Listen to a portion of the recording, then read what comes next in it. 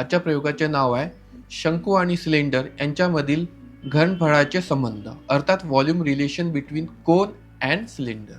याचा उद्दिष्ट म्हणजे शंकू आणि सिलेंडर यांच्यातील घनफळाचा संबंध समजून घेणे.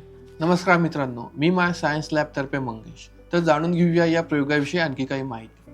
तर तुम्ही बघू शकता हे शंकू आणि हे सिलेंडर, या दोघांचे जे तळ आहे हे समान आहेत.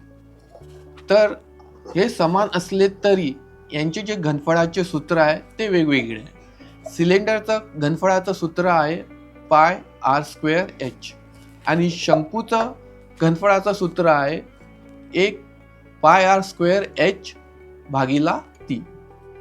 आता जाणून घेऊया दोघांमधील घनफळांचा संबंध. जेव्हा आपण हे शंकू याच्यावर ठेवतो तेव्हा पूर्णपणे जुळला जातो. तर याच्यातील घनफळाचा संबंध कसा काढायचा? तर या घनफळाचं म्हणजे शंकूच्या घनफळाचं घनफळ आणि सिलेंडरचं घनफळ या दोघांचा रेशो घ्यायचा. तो येतो सिलेंडरचं घनफळ भागिला 3.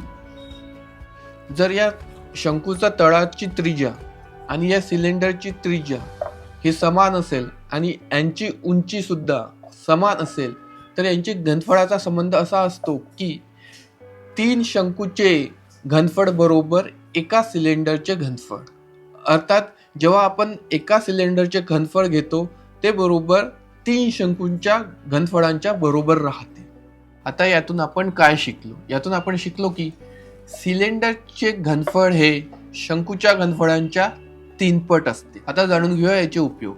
याचा उपयोग म्हणजे गणित आणि विज्ञानामध्ये घनफळ समजण्यासाठी होतो. या प्रयोगासंदर्भात जर तुम्हाला काही प्रश्न असतील तर स्क्रीनवर दिलेल्या टोल फ्री क्रमांकावर संपर्क साधू शकता.